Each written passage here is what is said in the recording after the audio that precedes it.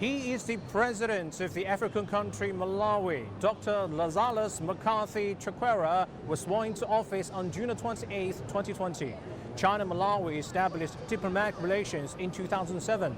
Over the past 16 years, China and Malawi have witnessed fast and sound development with fruitful cooperation in various fields. President Chakwera, thank you for joining CGTN's interview. It's a great honor. Welcome to China, welcome to Changsha. I understand you're here to take part in the third China-Africa Economic and Trade Expo, and I can see as one of the guest of honor countries, Malawi has an independent booth. Have you visited the booth, and what's your general impression of the whole expo? Yes, I have. I visited the Malawi booth, and they've done a fantastic job. In fact, when I was speaking in my opening statement, I said, I hope everyone will have a chance and visit Malawi booth and appreciate what we have to offer. Right. What's your expectations of the expo? What is Malawi expected to get out of this expo?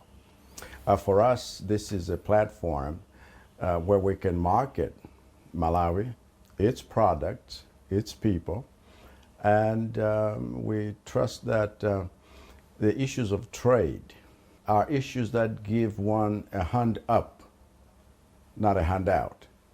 And we are trusting that Malawi can then boost its ability to trade and export the treasures that are there in Malawi. And we can do that not just with China, but with all others who are here, also have their booths here, selling their whatever they have, but we could also buy from them just like they could buy from us. Because we feel that trading amongst ourselves is the best way of boosting each other's prosperity in the nations that we happen to be. Changsha is a bit different from those gateway cities like Beijing, Shanghai, or Guangzhou, and probably most foreign people would visit on their first stop as gateway cities, mega cities with tens of millions of people. Changsha in China is a second-tier city, but also with quite a big economy. Right. What's your impression of Changsha so far? Because you attended the inauguration ceremony for your general council here. Yeah, you know, this is a great city, and for you it may be a second tier, it may be whatever, but for us, even when we're talking about secondary cities and making sure that urbanization in Malawi becomes so organized as pillar number 2 of our 2063 vision, we can see how that we can borrow relief from here. You can't compare Beijing. You can't compare some of the largest cities you have here. Malawi is a beautifully situated. Not even Hunan province would be too big for Malawi, in terms of size. But we can develop the cities there to meet the people's needs and be able to still be developed as China is within our context. This is the first time as president. Okay. The first time I came to China, I came with athletes for the 2008 Olympics. In Beijing. I was chair of Sports Council. Wow. And so now the fourth time I come as president, and I am so honored that I was given this privilege to be at this China-Africa Economic and Trade Expo. I'm honored to be here speaking with you too, because I also reported the 2008 Olympics. Is that right? Yeah, in Beijing, yeah. As a young reporter, yes, I was also thrilled by the experience, welcoming so many international guests. Well, in fact, even when I look at just this space of time, 15 years, I can see that every time I come, I see that China has gotten to another level. President Chakwera, you attended the inauguration ceremony of your general council in Changsha. being the first African country to do so in the city of Changsha, do you think such a move will boost bilateral relations and also trade? This is a great honor. In fact, when you have this kind of exchange of people to people, nation to nation, industry to industry, this enriches not just people's experiences, it enriches their well-being to such an extent that when you say we are prospering, it is whole-rounded prosperity and not just one single thing. And so for us to have these type of relations is a great blessing, because we feel that as humanity, when people are able to interact together and able to share experiences, they learn to trust one another, they learn to love one another, they learn to respect one another. They appreciate that we may be different, but actually there's more that binds us than that which separates us. Mr. President, you just mentioned trade. Let's talk about trade, because I have data here. In year 2021, China-Malawi trade almost reached 300 million US dollars with a growth rate of 25%. And I can see that probably last year, 2022, the figure could be higher. What's your comment on the fast growth of bilateral trade between China and Malawi? In fact, our goal would be to have it doubled and tripled and quadrupled and so forth, and that the balance also would be there, where we would export more, just as China exports into Malawi, we can export into China. And there's been protocols already signed, and some of them already being effected. So we believe that the future prospects are much more encouraging. And Your Excellency, as I understand it, in December 2022, that's last year, a few months ago, Right. China started this zero tariff policy to 98% Right. of all Malawian products selling in China. How would this policy boost your products selling to China? Actually, this will greatly encourage our people to produce and produce and produce more. In fact, as we add value to what we produce, we will be able then to benefit from this kind of arrangement. This is one of the protocols I referred to as being a boost, a shot in the arm, to say you can produce more, and we have problems with foreign exchange. It's not going to be a problem anymore if we produce, add value, and export. Would you elaborate more on what kind of products are you selling in China, or you expect to sell more in China? We're selling some, we're selling tobacco, we're selling soybeans, and groundnuts. We'll be able to sell more because Malawi, as an agricultural country, produces lots of stuff. And so these would be some things we can start from and expect that as we tell farmers to mechanize, produce more consistently and of top quality, then we'll be able to have them assured that whatever they produce, when we add value to it, it's going to benefit them. So we'll have a win-win situation, because what we can get from China, for example, in terms of machinery for more production and mechanization of our agriculture, then what we produce and add value to as we industrialize will also give us more income when we export the same to China. To increase the capacity of your production. Absolutely. Yeah, and filling the huge demand in the Chinese market. Yeah. Yes. Because when people talk about trade, they focus a lot on the trade volume, because when the volume is significant, That's right. it can only be significant to make sense, right? Yeah. Yeah. So for me and for us, it's not just the volume, the quality. as well. So we must pass standards. And we have in Southern Africa one of the best bureaus for standardization. Okay. Talk about trade. Transportation is vital too. As I understand it, Malawi is a landlocked country surrounded by other countries. And how are you going to solve this problem, bring Malawi from landlocked to land-linked? Actually, you just used a term that I love to use. We are land-linked.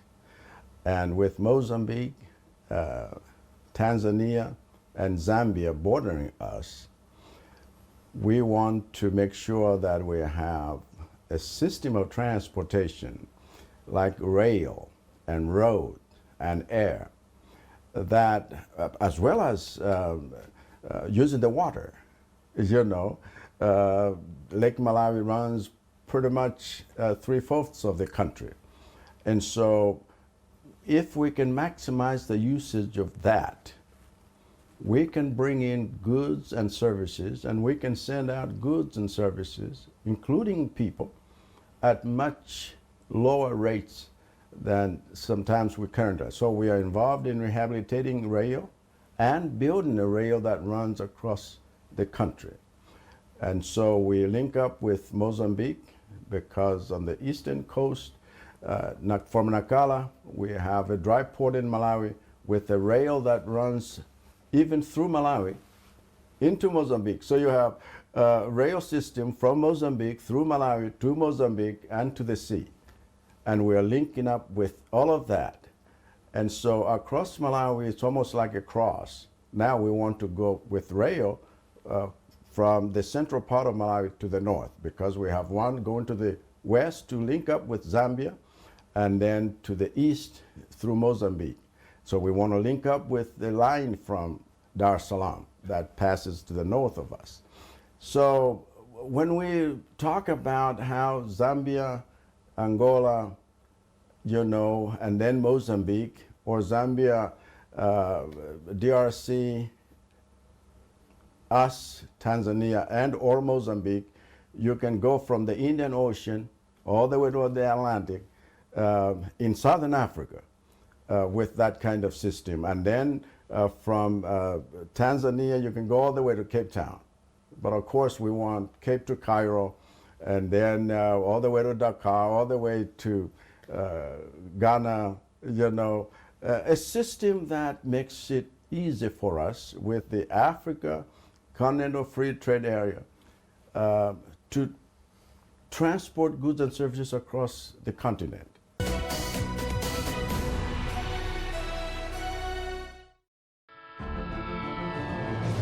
From the 1,035-kilometer railway linking China to Laos, facilitating connectivity and boosting economic growth in the landlocked Southeast Asian country, to the joint China-Saudi Arabia photovoltaic project to harness renewable energy in the oil-dependent kingdom.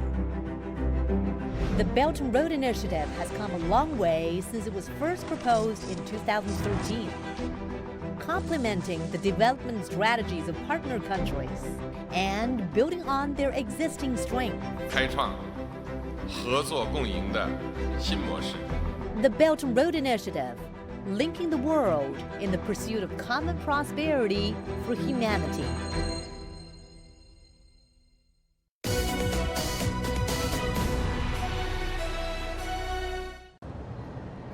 China has been promoting the Belt and Road Initiative jointly with other countries, and infrastructure has been one of the areas that top China-Malawi cooperation list.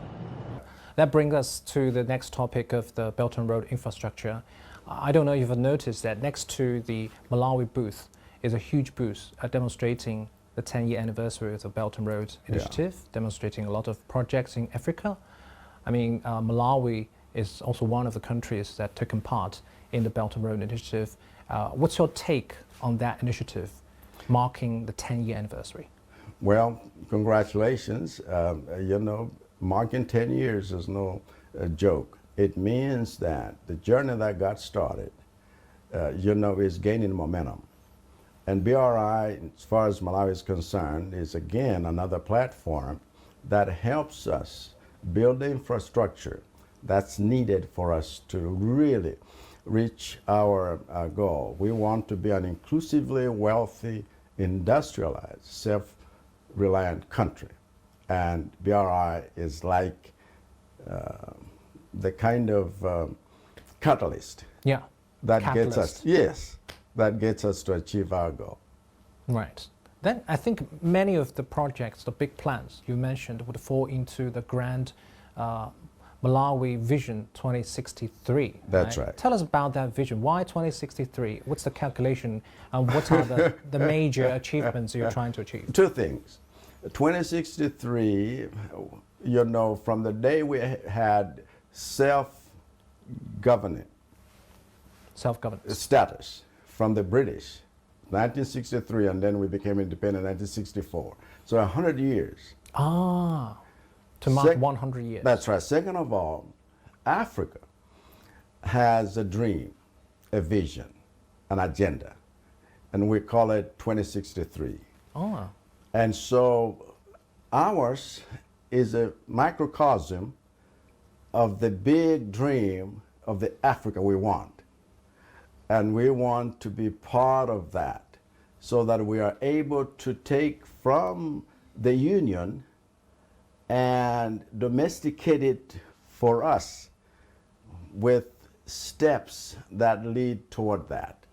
And so we do want to be an inclusively wealthy, self-reliant, industrialized nation, just like Africa wants. But we want to do it by 2063. However, we realize that we have to take deliberate steps toward that.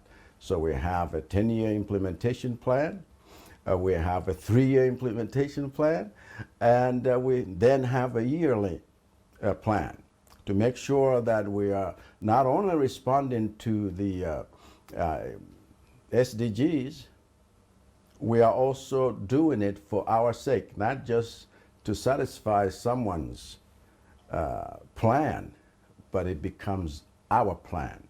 And then we say, let's do it. okay. So that's the vision. Great to know that. Also on your booth, I Oh, saw I'm so a glad. wide variety of agricultural products. I see beautiful pictures of Lake Malawi. Tell us Right. about the beautiful lake. And I understand that tourism is also a very important part of That's right. Malawi. Lake Malawi might be famous in Africa, but not very known to Chinese people. Tell us about tourism plan. Maybe you would be interested to bring more Chinese tourists there? Yes, in fact, I'm glad that you visited our booth. Some of the things that we are putting emphasis on in terms of agriculture, in terms of tourism and mining, you will notice the booth covers some of that. Yeah. So I call that an ATM strategy. But in terms of tourism, Malawi, even CNN sometimes will say that of the top 10 places to visit in Africa, 2 of them will be in Malawi. Wow. They will talk about the Nyika Plateau up north. Yeah. They will talk about the lake. The country Malawi is nicknamed the warm heart of Africa for its warm temperatures and beautiful scenery, and also for the warm hearts of its people. Lake Malawi is the 3rd largest lake in Africa and one of the deepest lakes in the world, making it top attractions for its unrivaled scenery. This lake, the 3rd largest in Africa, 8th in the world, is home to some tropical fish you can never find anywhere else on planet Earth. Freshwater lake that is a great blessing to the people of Malawi. And it's on the Great Rift Valley toward the southern end of it. And so we believe that Chinese folks need to know more and more about this so that they can come.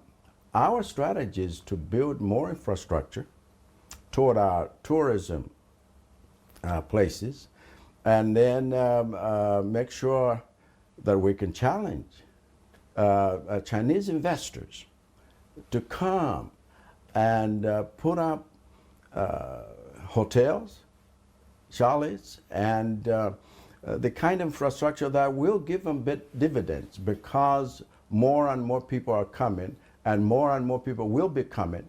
And if we are attracting people from as far as China is concerned, we want to also make sure that friends like those would not need to pay visas when they do come. Oh, visa-free policy on the horizon. So we have embarked on a deliberate plan to make sure that we market Malawi as a tourist destination. That's just one of two things that I can mention. When can we expect a visa-free policy?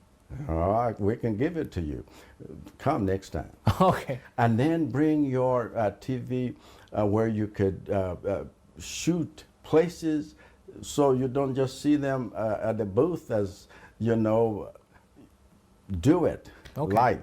We'd love to. We'll be able to take you to some game preserves where you see the Big Five, and you can go places that you can't find anywhere else. Yeah, we'll be interested, because Chinese people really appreciate natural beauty. That's right. Untouched, beautiful and places. we would want, and we're talking about this, we would want flights from China into Malawi. Direct flights. Yeah.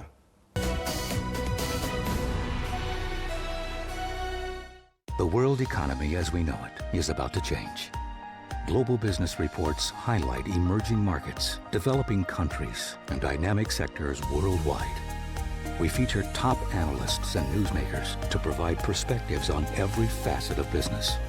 From an on-the-ground perspective, we provide you with balanced and objective assessments. Fast, sharp, and insightful.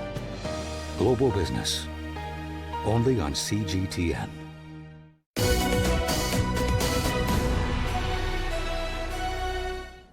The United Nations adopted the Sustainable Development Goals in 2015 as a universal call for sustainable development. In Malawi, hydropower currently serves as the main source of energy, but the country is investing in energy sector beyond it. Alternative sources, including solar and thermal, are all tapped into with the aim to avoid or minimize environmental degradation.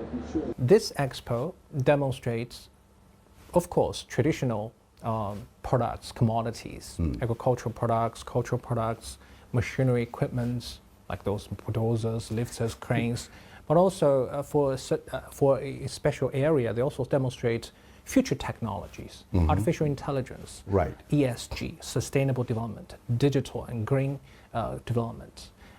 As a developing country, how would you consider these elements during your developing process?